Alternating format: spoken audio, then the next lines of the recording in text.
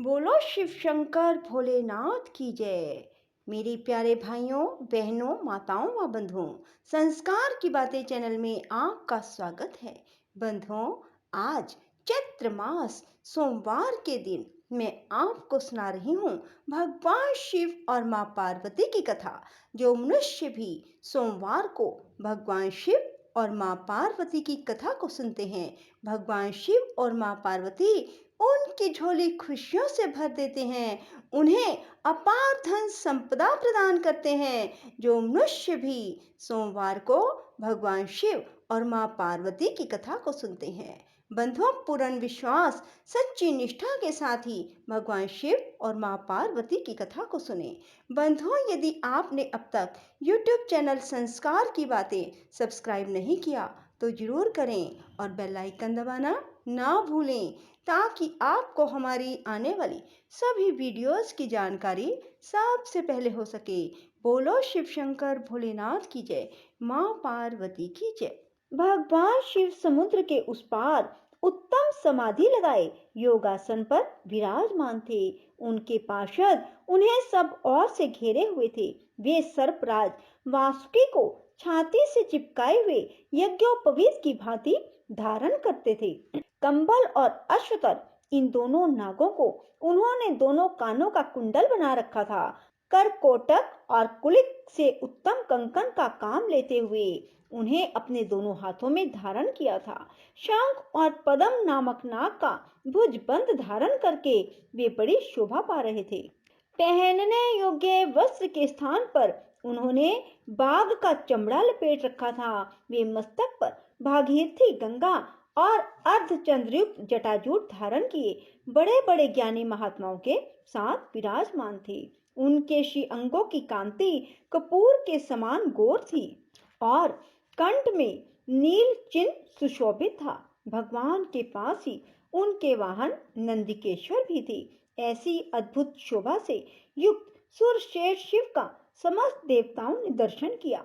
उस समय ब्रह्मा, विष्णु, ऋषि, देवता, दानवों ने वेदों और उपनिषदों के अनेक सूक्तों द्वारा भगवान शिव का स्तवन किया। ब्रह्मा जी बोले, कामदेव का अंत करने वाले श्री रुद्र देव को नमस्कार है, जो प्रकाश स्वरूप होने के कारण भर्ग नाम धारण करते हैं। तीनों लोकों में जिनका सौभाग्य सबसे बढ़कर है, उन त्रिनेत्रधारी भगवान महेश्वर को नमस्कार है, जो संपूर्ण जगत के भरण पोषण करने वाले बंधु हैं। यह संपूर्ण विश्व जिनका स्वरूप है, उन भगवान त्र्यंबक को नमस्कार है। भगवान, आप समस्त लोकों के धारण पोषण करने वाले पिता, माता और ईश्वर हैं। आप ही जगत के स्वामी और रक्षक हैं। प्रभो, आप हमारा उद्धार करें। तब उत्तम योग से युक्त दयालु परमात्मा महेश्वर शंभु ने धीरे धीरे समाधि से विश्राम लिया और देवताओं से कहा, परम भाग्यवान ब्रह्मा आदि देवताओं, तुम लोग मेरे पास क्यों आए हो? इस समय यहाँ आने का कारण बतलाओ। उनके इस प्रकार पूछने पर ब्रह्मा जी ने देवताओं के महत्वपूर्ण कार्य का परिचय देते हुए कहा, भगवान, तारकासुर ने देवताओं को महान कष्ट पहुंचाया है। वह देवताओं का घोर शत्रु है। अतः हमारी प्रार्थना है कि आप पार्वती जी का पानी ग्रहण करें। गिरिराज हिमवान द्वारा दी हुई गिरिजा को आप पानी ग्रहण की विधि से अंगीकार करें। ब्रह्मा जी की यह बात सुनकर महादेव जी हंसते हुए बोले, जब मैं सर्व सुंदरी गिरिजा देवी का वर्ण कर लूंगा, तब समस्त सुरेश्वर ऋषि मुनि भी सकाम भाव से युक्त हो जाएंगे और निष्काम भाव से पूर्ण परमात्मा के पद पर चलने में असमर्थ होंगे। अतः मैंने सबके पारमार्थिक कार्य की सिद्धि के लिए कामदेव को भस्म किया था। मेरे विचार से कामदेव के दगत होने से ही देवताओं का महान कार्य सिद्ध हुआ है। इस काम दहन रूपी कार्य से तुम सब लोग निष्काम हो गए हो। अब जैसा मैं हूँ वैसे ही तुम लोग भी हो गए। अतः हम लोग अब प्रयत्न पूर्वक अत्यंत दुष्कर तथा परम उत्तम तप का अनुष्ठान करें और करावें। कामदेव के न रहने से तुम सब देवता समाधि लगाकर परमानंद में निमग्न हो सदा सुखी रहोगे। काम तो नरक में ही ले जाने वाला है, उसी से क्रोध का जन्म होता है, क्रोध से सम्मोह होता है और सम्मोह से मनुष्य जल्दी ही भ्रम में पड़ जाता है। अतः सभी श्रेष्ठ देवता काम क्रोध का परित्याग करके शास्त्रों और संतों के सद उपदेशों को माने, उसके अनुसार जीवन बनाएं। वृषभ के चिन्ह से युक्त ध्वजा धारण करने वाले भगवान महादेव ने इस प्रकार उत्तम बातें सुनाकर देवताओं तथा ऋषि मुनियों को भली भांति समझाया। इसके बाद वे पुनः ध्यान लगाकर मौन हो गए। तब वे सब देवता अपने अपने स्थान को चले गए।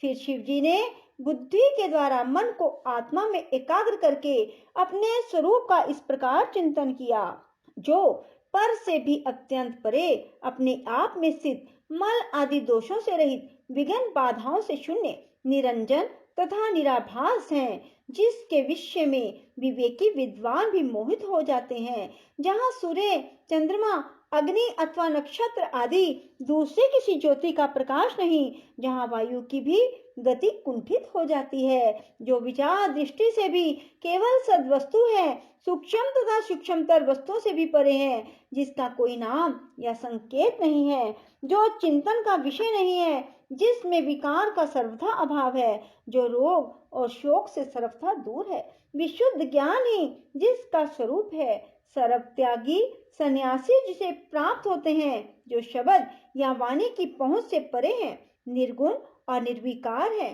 सत्ता मात्र ही जिसका स्वरूप है, जो ज्ञान गम्य होकर भी वास्तव में अगम्य है, वेदांत और आगम भी मूक होकर ही जिसका सर्वदा प्रतिपादन करते हैं, वही सबके ईश्वर पिनाकधारी भगवान वृषभध्वज परमात्म वस्तु हैं। उन्होंने ही कामदेव का नाश किया है।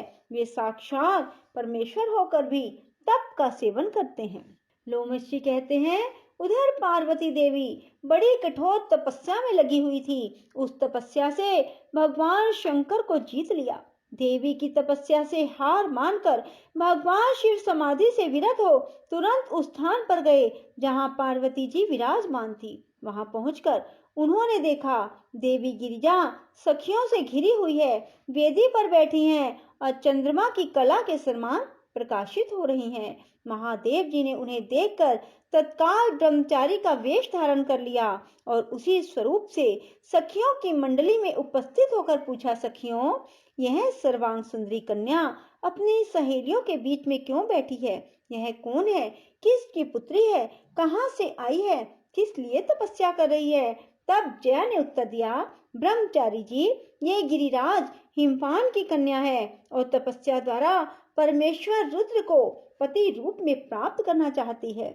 जया की यह बात सुनकर वटुक रूपधारी शिव ठठाकर हंस पड़े और इस प्रकार बोले, सखियों, यह पार्वती भोली भाली है, इसे अपने हित और अहित का कुछ भी ज्ञान नहीं है।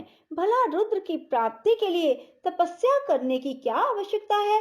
अरे, रुद्र तो अमंगल रूप है, हाथ में कपाल धारण करते हैं, मरघट का निवास ही उन्हें अधिक प्रिय है।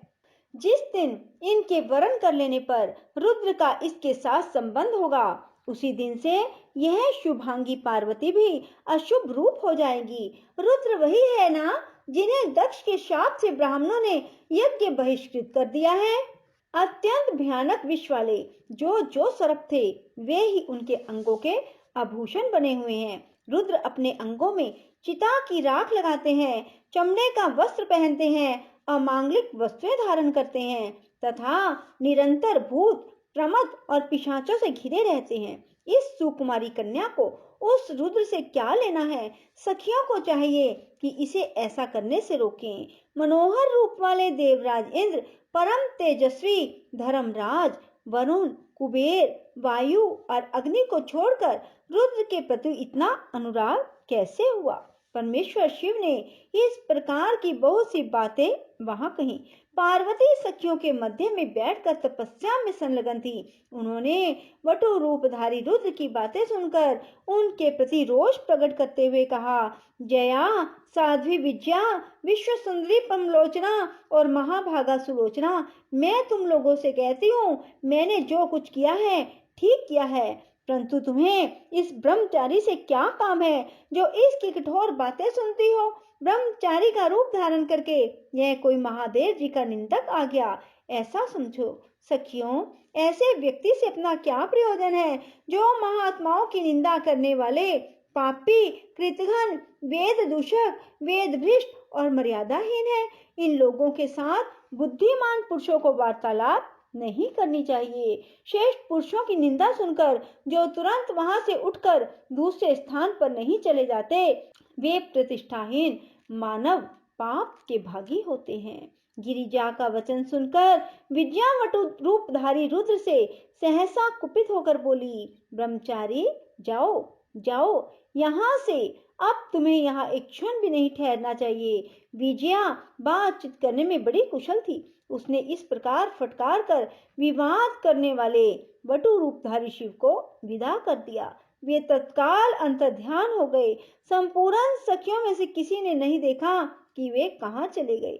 इसके बाद भगवान महेश्वर पार्वती जी के सामने अपना वास्तविक स्वरूप धारण करके वहीं सहसा प्रकट हो गए। ध्यान में लगी हुई पार्वती देवी जब अपने ध्यानगत स्वरूप को ढूंढ रही थी, उसी समय उनके हृदय स्थित देवता बाहर दिखाई देने लगे। विशाल नेत्रों वाली सुशीला गिरिजा ने आंख खोल कर देखा तो सर्वलोक महेश्वर देव देवेश्वर शिव सामने दृष्टिगोचर हुए। उनके लाश निवासी शंकर के दो भुजाएं, एक मुख, अद्भुत स्वरूप था। मस्तक पर जटाओं का जूड़ा बना हुआ था, उसमें चंद्रमा की कला शोभा पा रही थी। भगवान ने हाथी का चमड़ा पहन रखा था।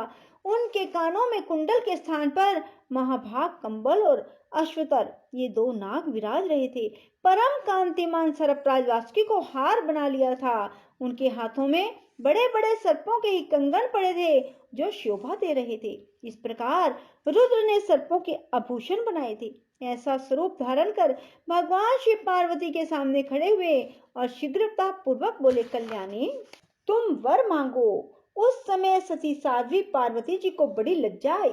उन्होंने शंकर जी से कहा, देवेश, आप मेरे सनातन स्वामी हैं, क्या आपको पहले की घटना का कुछ स्मरण है? प्रभो, मैं वही सती हूँ जिसके लिए आपने दक्ष यज्ञ का विनाश किया था। वही आप हैं और वही मैं हूँ। तारकासुर के वध रूप देव कार्य की सिद्धि के लिए ही मैं मीना के गर्भ से प्रकट हुई हूँ। आपसे मेरे द्वारा एक पुत्र होगा, इसलिए महेश्वर आप मेरी एक प्रार्थना स्वीकार करें। आपको ऋषियों के साथ हिमवान के पास जाना चाहिए और उनसे मेरे लिए याचना करनी चाहिए। मेरे पिता हिमवान आपकी आज्ञा का पालन करेंगे, इसमें संदेह नहीं है। पूर्व काल में जब मैं दक्ष की कन्या थी, उस समय भी मेरे पिता ने मुझे आपकी सेवा में समर्पित किया था। महाभाग, हमारा और आपका विवाह देवताओं की कार्य सिद्धि के लिए हो रहा है। बोलो शिव शंकर भोलेनाथ की जय हो। राधे राधे, जय श्री कृष्णा। बंधुओं, यदि आपको हमारी वीडियो पसंद आए तो इसे लाइक करें और शेयर भी जरूर करें। धन्यवाद।